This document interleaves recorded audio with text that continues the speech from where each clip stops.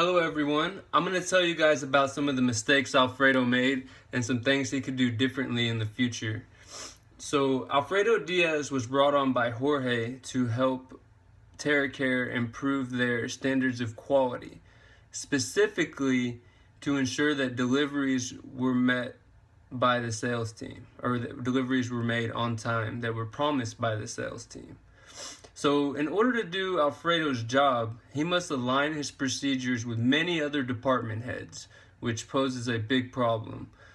Alfredo begins to tell Jorge about the troubles he's had with almost every department, and he proposes ways to fix every single procedure that he thought needed.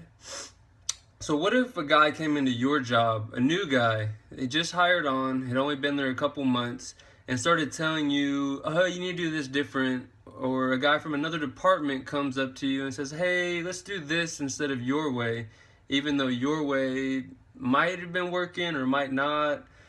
So that poses a huge problem. No one's going to sit there and let a new guy tell them, especially from another department, tell them how to do their job. So a few suggestions that I have for Alfredo would be to take a step back and learn the company's culture. By learning the culture, he can educate himself on how every other department works, and then he can make the best recommendation on how to fix these. And not only learning the culture, but Alfredo also needs to learn the people. He must develop business relationships with others so that he can help them see things his way, and also just better relations for future endeavors. On top of this, secondly, Alfredo will see better results if he can do things in a more gradual manner.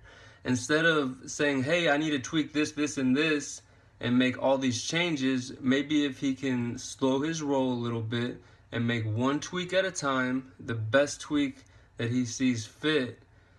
That way they can know if it's correct or if it's working, and that will help him build trust, which is my next topic.